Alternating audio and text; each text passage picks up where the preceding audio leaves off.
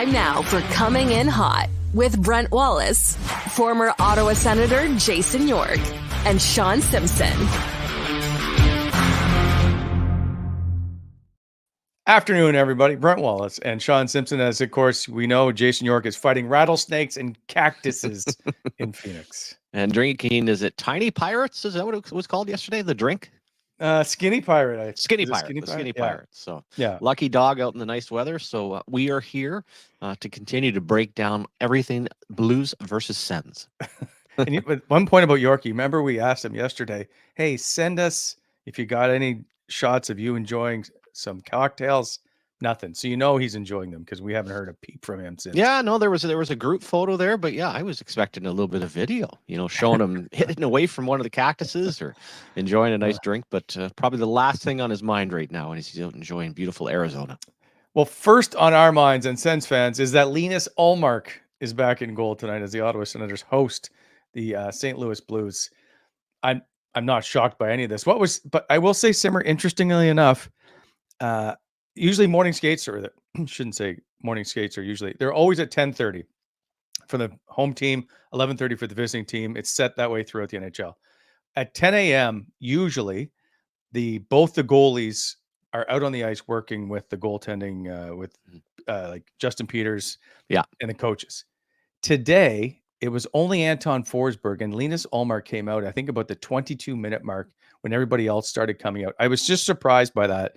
That's the first I have seen this year of Linus and or any other goaltender coming out that late to practice, if you will.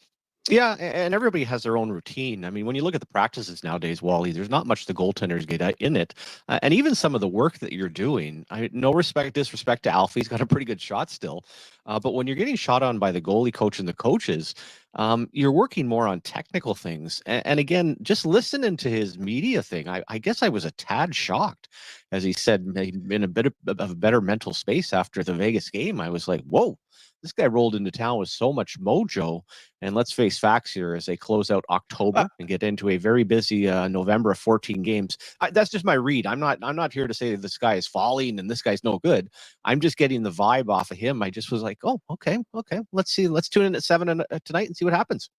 Okay, so I'll play the clip in just 1 second, but I will say I feel like there's a little bit lost in translation when it comes to Linus Ullmark and how he responds to questions. And I think he just meant after the one game of bouncing back and feeling better about himself after having, I won't say the disastrous game, but the subpar game in Vegas. And so we'll play the clip and then we can discuss it after. I just think he doesn't always necessarily have the right words when it's his second language, if you will. Jake, you can roll it. I think it's more about us than it is about the opposition during these last two games. I took a lot of, heat from my game as well, and I stand by it. I thought that I could have played better. My mental sharpness wasn't up to sniff at that point, so I wasn't really happy with that. Now I got a couple of days extra to really work on it and feel like I'm a little bit of better headspace, come back home and I guess to play in front of the Ottawa crowd again. See, I know what you're saying, and I don't like it when any goaltender says I'm in a better mental headspace when it's your number one guy you're paying $8 million to. But I just, I guess he's not being paid $8 million this year before everybody corrects me. But I know what you're saying, Simmer. I think this is going to be a good game for Linus Ullmark. That's what. There's no reason to think not, Wally. It just was surprising. That's I know. And you know what? There's probably any goaltender that has that game, and you're trying to get the season started. You've had some injuries. Probably you're feeling that way. Just not many guys will say it. So I think that's the other part. Language, being brutally honest with himself and hold himself to a higher standard. Let's face facts. When you look at the lineup right now, for everything they're going through with some key injuries, they need to have him find a groove. I mean, Forsberg has been outstanding. As I say, you get into all of a sudden every second night in November, you're going to have a game. So I think he sees it, he feels it, and understands. First of all, this is a very winnable game. I think it would be nice to finish off October above 500, and I think he knows that hey, he's got to be better. And as you said, I expect he'll be pretty good against St. Louis tonight. And a good challenge, like the St. Louis Blues are coming off a loss in Montreal. They're 5-4. They're kind of they bounce around. They're a 500 team the last 4 games. This is game 3 of a 4-game road trip. but I know they're a little bit cranky right now. Obviously, they want to kind of get on track. It's, I think, a good test, but one I think Ottawa certainly is up to the challenge. No Matthew Joseph in this game tonight. For those who were waiting to see the tribute video for Matthew Joseph, he is returned back to St. Louis with a lower body injury. So there's a couple of lineup changes for St. Louis tonight.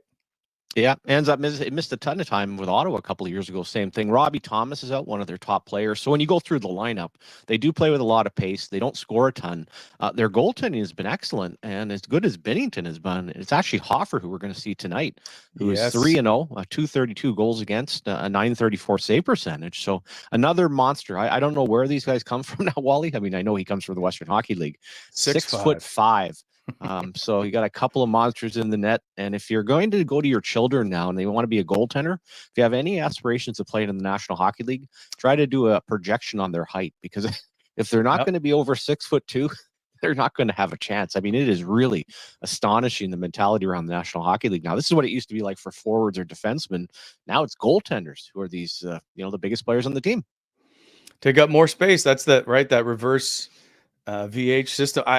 It's funny because I've gone to junior games and I've seen really good goaltenders that are like 6 foot, 6'2".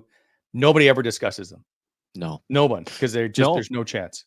No, and it really has become, and it's almost the Giguère effect, where the feel for a lot of these goaltenders is almost gone. Now it is time and space. We're going to play the short side a certain way.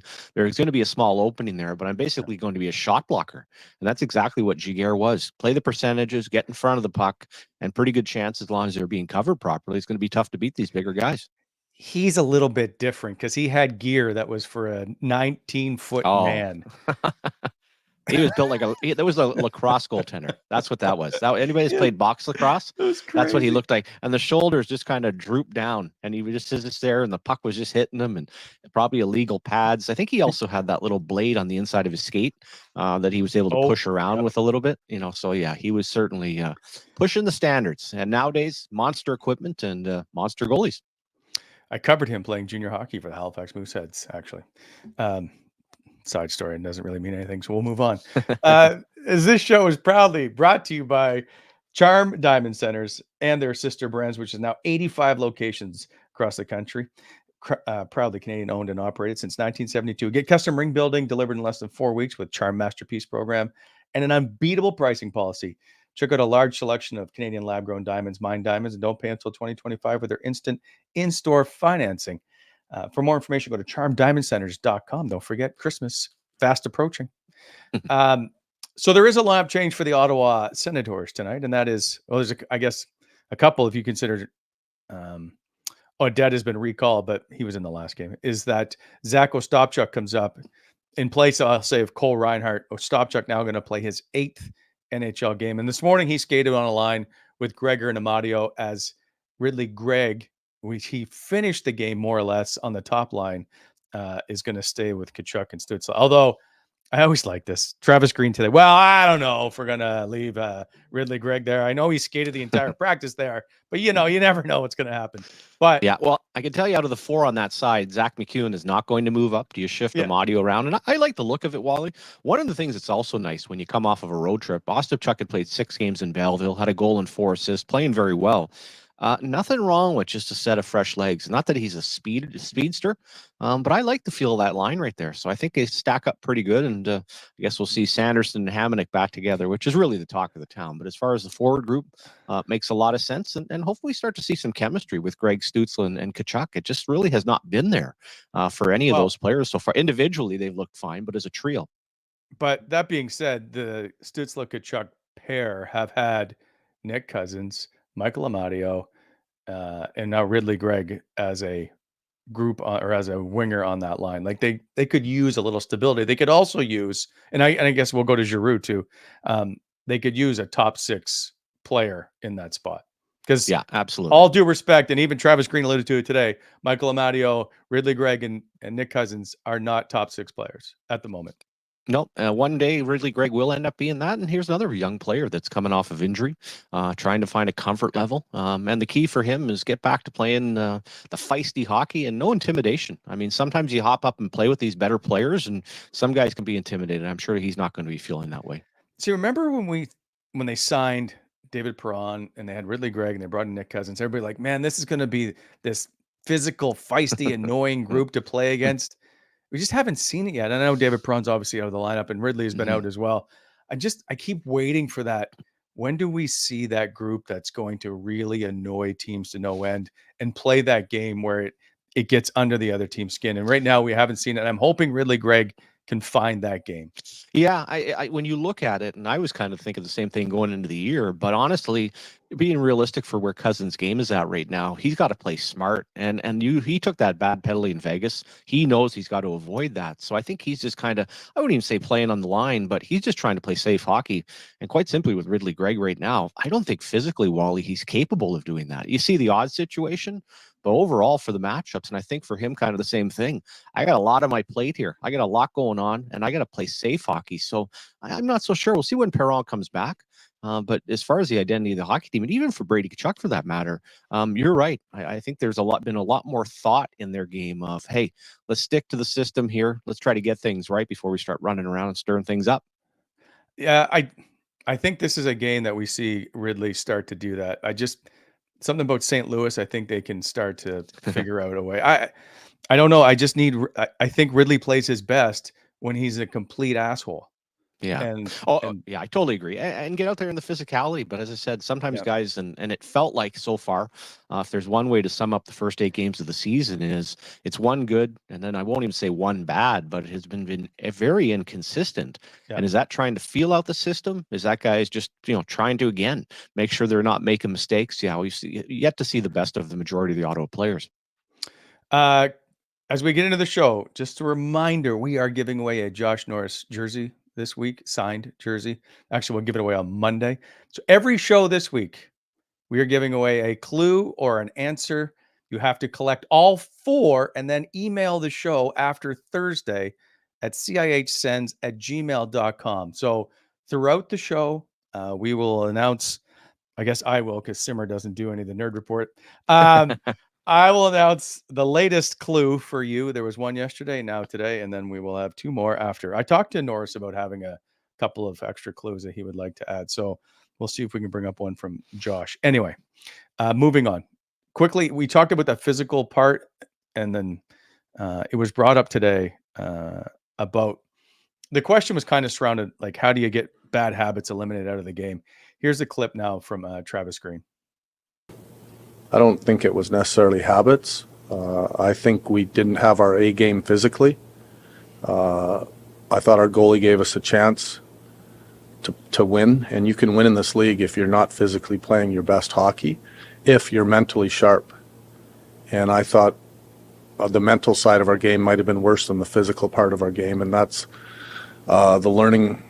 That's learning, quite honestly. You can not be on your game, but you can still be on it mentally. I thought we made some mental mistakes that are, for me, they're worse than the physical part of our game, and they resulted in probably 3 goals, and 2 for sure. And that was probably the most disappointing part, because in the NHL you're going to have nights where, you're not physically on top of your game, and that happens. We play a long season, but the good teams find ways to win those games. You don't just lose every game that you don't feel perfect in. And, I was more disappointed in that side of it than the physical side of our game. And you got to learn from every game. You learn when you win, you learn when you lose. And I think being honest as a coach is a big part of that. So, Simmer, that is exactly what we talked about in yesterday's show. So, obviously, Travis Green, a big fan of coming in hot, because we discussed this team mentally having to get over the hurdle and learning how to win on the mental side of the game. Yeah, I think it's interesting. To me, you want to get past some of this talk pretty quickly here. We're not talking about a bunch of 19-year-olds now. Expectations are to at least stay in a playoff race, possibly make it. And that's where I do believe it's true, and I'll say a little bit with the elevation with Colorado, but that's where you have to be playing well as 5-man units, have to be supporting each other. And then the other thing for a game like that, Wally, realistically, you had no business being in the game. But when you do make it 2-2, the good teams will find a way to bring that home, kind of will your way to at least a point in overtime. That's the part that's kind of heartbreaking. And the same thing in Vegas, where we saw against LA and Tampa was a little bit different. But Yeah, I think the coaches understand. He's getting to know the group a little bit, but boy, she's going to have to change quickly because there's not going to be much time come November here. And, Novembers have not been kind to the Ottawa Senators the last 7 years. So that will have to change quickly. And hopefully it starts tonight against the Blues. I will give them credit though for coming back in a Colorado game. They seemingly had no business being in, right? Yeah, And Green admitted to it today. He goes, the Vegas game may have been the best game we played all year, and the Colorado game arguably the worst. And they found a way at least to be in it near the end. So credit. Maybe that's the turning point, right? Maybe now they're starting to believe that they can compete with the best and the big dogs, if you will. Well, they've certainly thrown games where they can outscore teams and come back. As I said, the LA and Tampa games were a great example. Yeah. I just don't think on a nightly basis. And the sad part of that road trip, I mean, it was really letting a great game from Forsberg get away. I mean, you're asking your backup goaltender to come in and give you an opportunity. And he did that for the entire game in Colorado, allowed them to hang around. And they're going to need that from both guys as we enter a very busy November. November, 14 games, Simmer. We got a lot of work to do. Oh, big time. 14 and 30 days by my math. Hey, that's almost every second day. And the positive is that I got no issues in the back-to-backs, especially of giving Forsberg an opportunity to play. And there'll be 7 on the road and 7 at home. Just one back-to-back, though. One back-to-back, which is this weekend, right? The Rangers-Seattle game, which you'd probably on the road. Do you go Forsberg or Ullmark in New York? I always go with my best guy for the first game. I don't care if it's on the road or away, Wally. That's just my philosophy, the way things set up. And I don't know if Seattle is playing the night before, but regardless, you're going to be the better team. The New York Rangers are one of the best teams in the National Hockey League. Yeah. I want Ullmark going head-to-head with Shesterkin, and that's a big match. So absolutely, I go Ullmark first and probably play Forsberg the next night with how well he's played. All right, and then the interesting thing is the big day is American Thanksgiving. So they have the San Jose Sharks the day before when either we officially crown them Stanley Cup champions or we say they're eliminated. Isn't that how it works? Oh, it really is. And we've got a presidential election coming up. We've got everything else. And if you're going to go through the 14 games in November, I'm going to say by far the worst team of that group is the San Jose Sharks. So, yeah, that's still have the other part for St. Louis, Wally, coming in. It's a different mindset, I think, for that club because that Central Division right now is very deep. It's going to be real tough to make the playoffs. Where from an Ottawa perspective, outside of a couple of teams right now, Florida's played a bunch more games, but everybody's at 500 and is going through the same problems of inconsistency, including the Toronto Maple Leafs, who had a monster win, which I called against the Winnipeg Jets last night. I think I called the Leafs as well, to be honest. Did you? Yeah. Well, I took the Leafs and I took Tampa Bay. I know that. So, and they ended up squeaking one out 3-2. I thought Nashville Stamkos coming back. I thought he could hammer it home, but it didn't work. As we get on to the defense side of this game, I know you've been anxiously waiting to talk about Travis Hamonic. This show, powered by Square. If you run a restaurant, you're too busy for this ad.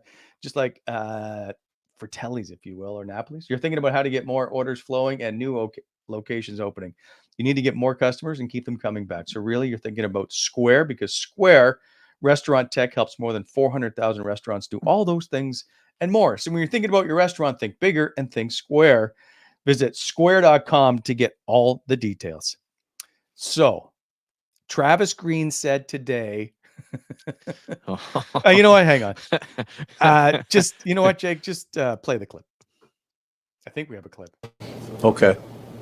They've had some good games, a couple that maybe not as good as they'd like, and but I think Sandy's a really good player. I think Hammer's playing as good as I've seen him play in a while, and but when someone goes down, someone else moves up, and like I said, they've had some good moments and probably some moments that they'd like to have back. So. I meant to say this starts with he was asked, how would you assess Sanderson and Hamonic's play? And he just says, okay. I know that perhaps people are a little bit excited when he says Hamonic has played the best he's played in a while. Yeah, I think it's tough, Wally, and it brings back kind of shades of Zaitsev. There's unfortunately nowadays so much data out there, and there's so many people watching. It has been a struggle, and you look at it, and I thought it wasn't possible. I thought you could put Jake Sanderson, maybe even the backup goaltender with him, he'd be fine. It has not been good enough, and we'll see what ends up happening here. But I am surprised that, especially at home, I would give JBD an opportunity to slide in with Sanderson, get Hamonic back with Clevin, give that a look. So I think more than anything, I understand, and we said this before the show, the coach has to do this. You have to defend the guys. It's just in the age we live in when all of a sudden somebody's talking about, and what the key to that quote was, the best in a while, which he is better. And the other thing is that out there's nobody in Belleville that's better than Hamonic. There's no reason to get rid of Hamonic. You were in a pretty good spot slotting wise when you had all seven healthy. But anybody that loses one of their top defenders, it becomes really tough to replace. And flat out, and I'm sure Hamonic would tell you the same thing, they just have to be much better. I just wonder about rotating more through. And you talked about JBD going, like, is there a way? Do they always have to be paired? I don't know that you do, because I can remember during the Carl years, Eric Carlson, or even Thomas Chabot, like, you just start rotating players around when Thomas Chabot's playing 30 minutes a night. Maybe there just needs to be a better rotation of other guys on that side. Yeah, and Nick I don't Jensen disagree. can't play 40 minutes, but No, but no, I totally agree. There's no reason you couldn't rotate that through. Detroit did that for years when they had some of their great teams. Yeah, it doesn't have to be, and especially on the road when all of a sudden your fourth line gets out there and you've got two young defensemen that are not feeling or feeling a little bit nervous. And as I said on the show yesterday, there just doesn't feel like that one pairing right now that you can really lean on. Chabot's still cleaning up his game, I think, getting better, and I think he and Jensen will turn out to be a real nice pairing. Clevin and Bernhard Docker find their way through the league. And hey, Hamonic in your first pairing with Sanderson, that's tough. That's a real tough group there right now. And that's even more reason why our good friend, Mr. Ullmark, needs to get in there and start locking it down like a Vezina Trophy winning goaltender. Well, we'll see how it happens. Maybe Ottawa just needs to score 5 or 6, and then it'll be okay, right? Like Tim Stützle, he has 8 points in 6 career games against the St. Louis Blues. None in the last 2, but 5 goals in 6 career games against St. Louis. Maybe it's him. Ridley Gregg, by the way, scored his first NHL goal against the St. Louis Blues when the Ottawa Senators last beat the Blues February 19th, 2023 in a 7-2 victory. So yeah, and I also, for Brady Tkachuk is also the same thing. There's no doubt against his home team. And I'm sure Matthew Joseph disappointed. He's not in playing. They'll have to dust off that video tribute maybe next year when the Blues come back into Ottawa. But yeah, lots of reasons. And I do like the way they've set up the travel now, Wally.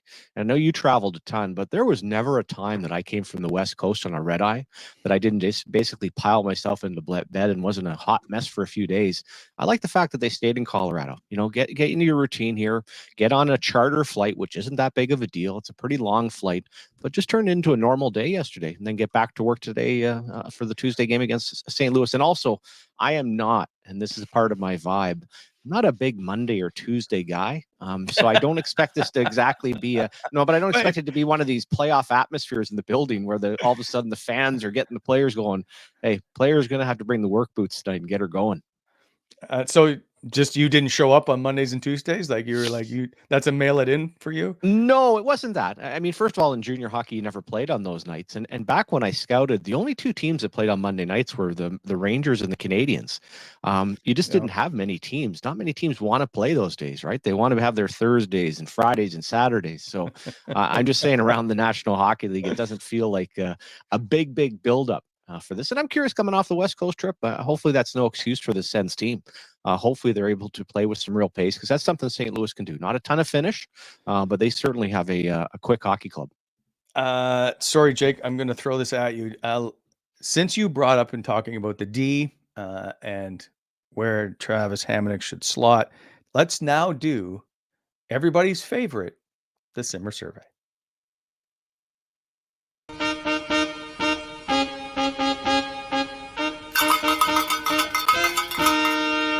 Hear ye, hear ye. Well, here Very it is for the Simmer. for the Tuesday. And this is just something I'm trying at nighttime. I'm thinking I already sent you one for tomorrow. It could change based on the game, but quite simply, Which injury, has created the bigger hole in the Sens lineup? Is it one, Mr. Artem Zub, or two, Mr. Pinto? What do you think, Wally? So I'm a big guy on defense wins you hockey games. Mhm. But for me, Shane Pinto is a huge void in this lineup. I just think down the middle, face-off wise, this is a team that's not very good on draws. I think they're 48%. I know I think Pinto's numbers aren't great right now, Mhm. but down the middle, I think it's a huge, huge void for this team, and it just moves too many people around. I am going to take Shane Pinto. I know the Artem Zub is an easy answer, though. Yeah, it is. And for that question, as I was thinking through, I thought, you could probably put all of the above, which isn't going to be any fun. But I'll say the same thing. They're like these keystones, basically like Pennsylvania is a keystone state. The glue that both of these guys and the slotting on the back end, I totally agree on Pinto, but I'll just take Zub for that very reason. Not to mention, they're not wanting to give JBD a little bit more of a role, which I thought this would have been kind of a growing moment for him. Now, maybe they want to be passive with him and not ruin his confidence. But the simple fact that you had to put a guy in Hamonic, who I think should be, strangely enough, I don't know if it'll happen, but if Zub comes back, I'd have him as my seventh defenseman. How do you go from being the first pairing to all of a sudden a healthy scratch? That Right. maybe won't happen, but that's certainly the way I would roll the blue line right now after the way Clevin and JBD have played so far.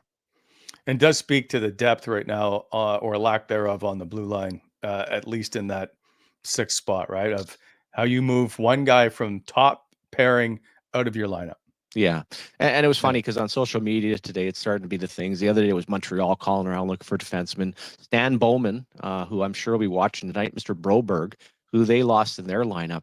They are their goal differential is -13. Now with Connor McDavid injured, they are one pairing group. It's Ekholm and Bouchard. And then the way that Norris has played for a $9.5 million hockey player has not been good enough. So everybody's scrambling. And the only way you're going to solve this is being healthy or basically elevating players from within your system. Nobody right now, until the trade deadline, is going to have any interest in getting rid of any of their defensemen. Every year it's the same. Right after the first 10 games, everybody's looking for a right shot D.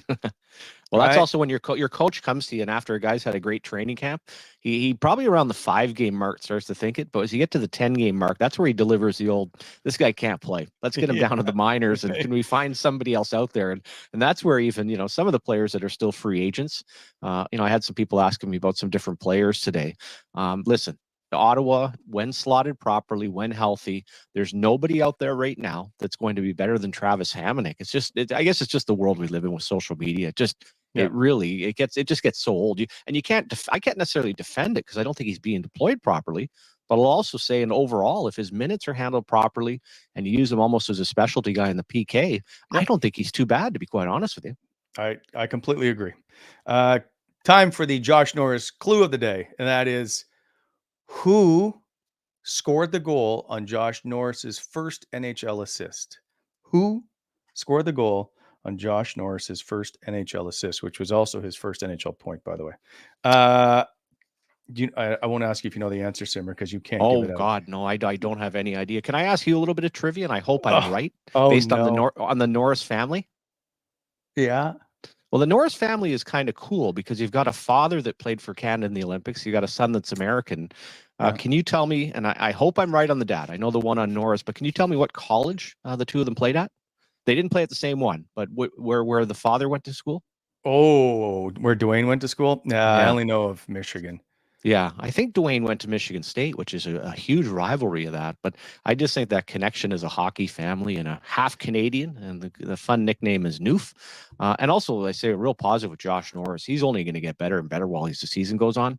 That line looks real good right now. Physically, he looks very comfortable. And I think we're going to get a lot more production out of them 5-on-5 going forward. He did play 4 years at Michigan State University, scored 44 goals in 44 games in his final year there. Yeah, he could really wheel. Played on the Canadian Olympic team, I think in 92 or 94. 93, 94. Oh, okay. Okay. Yeah, no, it's nice to see Josh healthy. Looks like he's getting comfortable. Doesn't have any issues with that. And if anybody, and most people out there know that hockey, the idea of playing at Michigan State and having your son go to Michigan is kind of sacrilegious, right? Like that just you're not, you're not supposed. We don't have any of that really in Canada. I could say Ottawa Yeah. U versus Carleton, but that's a big deal when your son decides, no, not going to go to Michigan State, going to go to Michigan. I think the last question I had for this was, where did Josh Norris go to school? But anyway, I'll come up with a new one. Just looking up that roster from although the Canadian national team was so weird, because they would bring players in and out, and sometimes you play 5 games or 4 games. But Brian Savage played 59 games that year. Paul Kariya, Peter Nedved. That's the one that was always interesting to me because, right, Nedved played for the Czech national team as well, did he not?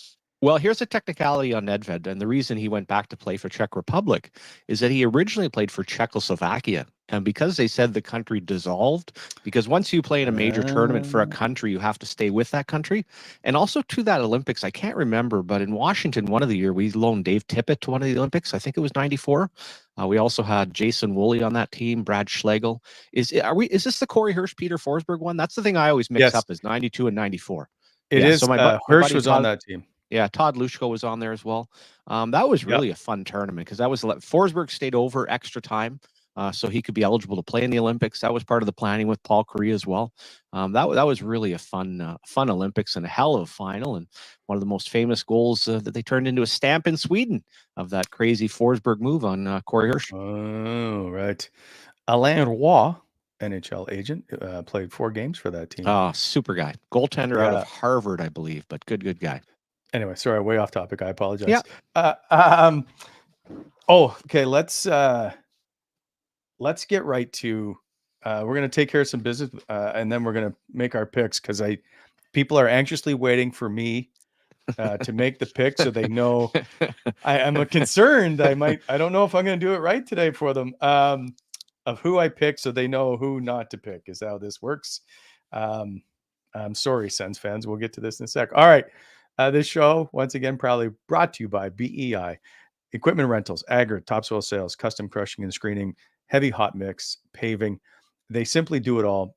Plus, now it is time for Free Hockey Friday. If you're looking for employment, by the way, in the Ottawa Valley, give them a shout. Go to their website, bonnecherexcavating.com, 613-432-1120. BEI, helping to shape the Ottawa Valley. And, of course, by our good friends at Bet365. The show proudly presented to you by Bet365, proud partner of Coming In Hot.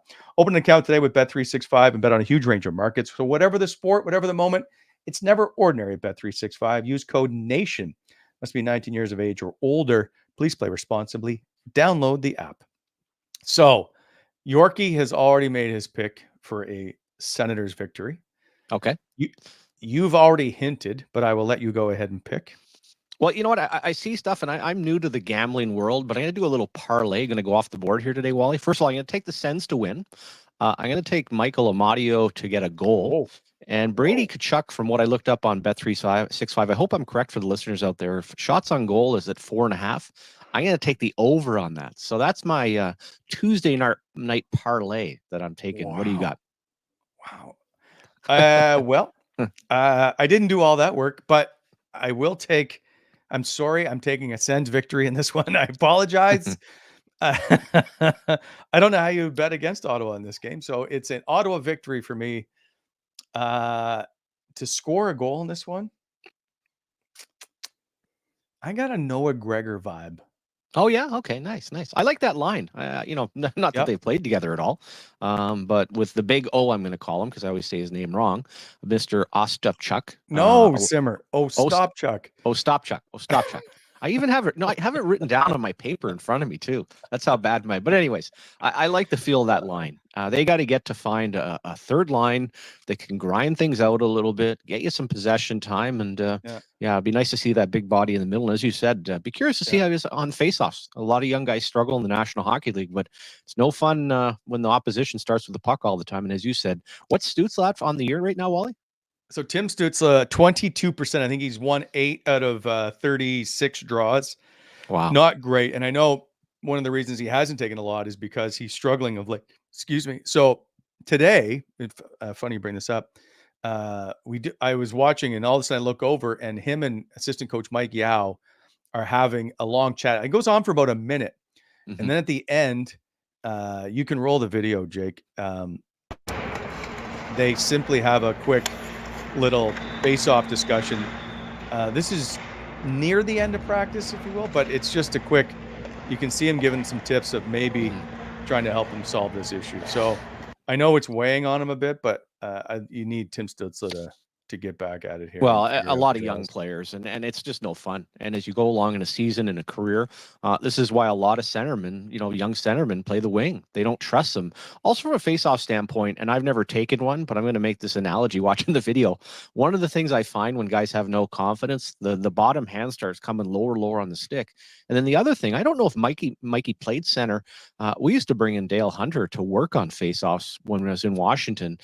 Same thing as we had a specialized guy. I can't remember who it was in Toronto. A lot of teams do that. They don't, I believe if Mike Yeo maybe did it, but obviously Alfie wasn't a center. Travis Keane did play a little bit, but it's something that you get stronger, and there's no doubt you can improve on. And that's an area in his game that for sure you want to improve on. I'm not sure about Yao's center ice resume, but I do know that it's an issue because they're, I think, 22nd in the league right now in faceoffs. 48%. They used to be at one time a really good faceoff team. I just know they've got to try and figure this out because you've got to start to control the middle of the ice. Yeah, you really do. And you get into road trips or you get into a busy month in November. It sounds funny and people don't think of the technicality of it, but I've been a part of some teams that were not very good. But the combination of good goaltending and just starting with the puck along with some pretty good special teams is a huge help. Yeah. And when you also look at 5-on-5 for Brady and for Stützle in trying to clean up their defensive game, yeah, that's just not very good. Now, Brady off that left side is able to take quite a few of the faceoffs, but now when you move Giroux away from the line, there is a little bit more pressure on Stützle. Well, let's see how Green deploys him tonight. I'm very curious to see with the last change who he kind of leans on. I'm guessing it's going to be the Norris line, but it's not like you're going to hide Stützle and not play him anyway. By the way, someone pointed in the chat that Michael Amadio is a 500-1 odds to score a goal tonight. So, whoa, yeah, you were about to just be swimming in cash. Oh man, by my calculation, my $5 bet will end up being 2,500 bones. I'll take that. And I must admit, Wally, maybe it's because we do a daily show or at least 4 shows a week. I find myself more and more this year excited and kind of anticipating, and I won't cross into the fandom zone, but I just found myself lately when they don't play as well, kind of let down. And when I see a game like this, the way it stacks up, and it's not sky is falling if they lose, but I just kind of look at this as, hey, this is the one you should win. You should beat the St. Louis Blues at home. You should finish 5-4 before you go into November. So I just have that kind of that excitement and kind of the hype building up. And I guess we'll tune in tonight and see if I'm right. I completely agree with you on the wins and losses. And there is a certain expectation this year with this group, right? And we believe that this group should achieve more than it has, and so I completely agree with you. I got a trivia question for. It's not so much a trivia question, I guess. Okay, but I have a question of who makes it happen first. Drake Batherson has 95 career goals. Now I don't expect him to have 5 tonight. I'm just bringing it up now. Tim Stützle has 94 career goals. Who gets to 100 first? Wow. Boy, that's pretty good. I'm going to go with Drake. Not that Stützle's been playing poorly, but I love the chemistry. And I think realistically, along with the power play, but 5-on-5, Giroux, Batherson, and Norris has been their best line. So I'll give a slight edge to Drake. What about you?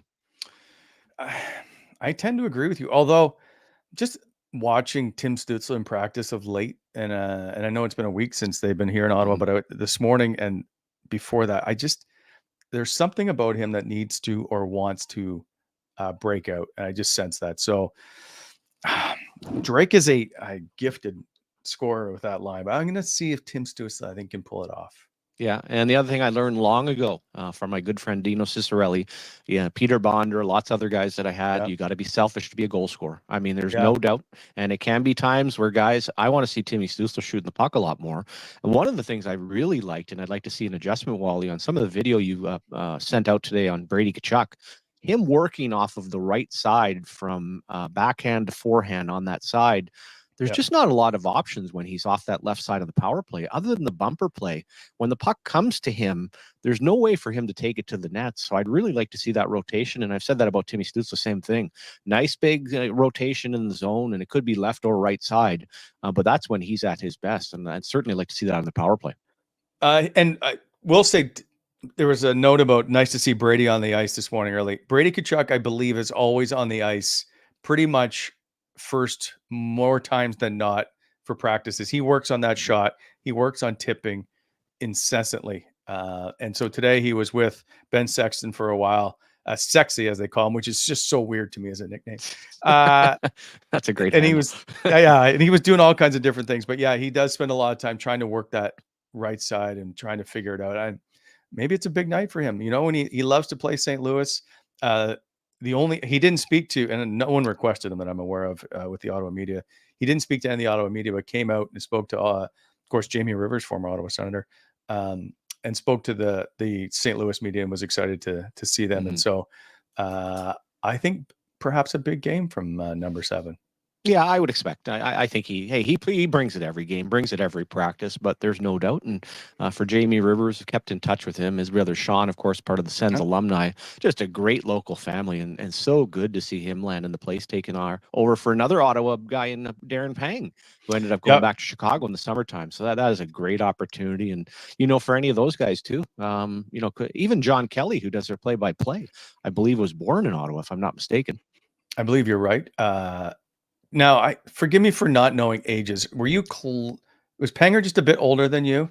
Yeah, a little bit. So it would if it lined up in 1984, Ottawa won the Memorial Cup against Kitchener, and Panger would have been a 20-year-old. So by my calculation, he was born in 64. I was born in 68. That following year, as a midget player in Gloucester, I practiced with Ottawa, and that was the year that they just fell apart. That was the one year Brian Kellery went to the New York Islanders, and was an assistant coach with Terry Simpson, and it was just a gong show after winning the Memorial Cup. So yeah, Panger 4 years older, and also very legendary lacrosse player in Ottawa. Anybody growing up in the Ottawa area? Canadian champions, absolutely unbelievable set of hands, and that's probably why he's such a great golfer and does so much of it. Really? So would he have played? Would Yzerman have played lacrosse? I believe so. Nepean had a pretty strong program. I played in Gloucester with the Gloucester Griffins. So no, that would have been. I think most of those guys. I'm not sure about Jamie Baker or Jeff Chikrin, but I believe that Yzerman and Panger were best buddies growing up. So I think there's a pretty good chance he played as well. Interesting. We'll have to have Panger back on and ask him about it. I don't think it came up in the show last time. So, all right. Well, that will get us ready for the game tonight as the Ottawa Senators play game number 9 on the season already. Simmer. Yeah, let's hope 10%. Little win. Lots of people at the stadium. Lots of people at home. I think the market's a bit nervous. I think the boys need to come out and just have a pretty good game here. A nice, tidy, efficient victory, and just try to settle things down a little bit and look for Ullmark to not stand on his head, but just back technically, get into a bit of a groove. Wally, when I've watched him play, he just doesn't look super comfortable, and that's just nothing more than reps. Didn't play much in the preseason. Hasn't played so much so far in the season. So he will get an opportunity in November, as I keep going back to get himself untangled. There will be plenty of ice hockey played for the big Swede. Would it be trolling to go, what if Linus Ullmark doesn't play well? We'll let that go. Well, we're going to be on at 10 a.m. tomorrow. It'll either be, okay, we're feeling pretty good here at the end of October, 5-4, or it'll be Sky is Falling radio. So, I'm not saying sky is falling, but I do feel like, and Hamonic is in the spotlight right now, where just everybody, and for the Slotty as a player, it's almost like every shift people are on edge, and from 5-on-5, the Ottawa Senators just need to be better. So I think everybody in the market's just a little nervous. That's all I'll say going into Game 9. All right. Well, enjoy the game tonight. We'll be back at 10 a.m. with Yorkie, allegedly. Now, if I'm Yorkie, I would choose to do the show. I guess maybe he's golfing. I would have taken the 1:00 show instead of with the 3-hour time change, having to wake up at 7 a.m. tomorrow. So I don't know. He's an early riser. Oh, is he? Okay. Well, that's good. Yeah. And I got to say, on these days when we're on at 4:00, I'm just on my phone, and I think I've exhausted every button on the Twitter of just I got nothing left. I got nothing left until game time. I don't have up until 4. If it's a game day, I don't stop from the time I get the Yeah, interviews that's done true. to cutting Yeah. to editing Yeah. to the show. Yeah. So I'm okay with the 4 o'clock game. Now I Yeah, head that's a right good back point. to the rink. I'm going to Yeah, feed the no. dog, right back to the rink. Oh, nice. Well, enjoy the live broadcast, and we'll see you on the social machine tonight at 7:00. See everybody 10 a.m. tomorrow. Cheers, Ottawa.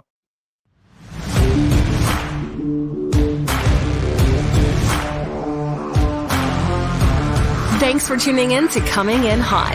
If you enjoyed the show, hit that like button and be sure to subscribe to never miss an episode.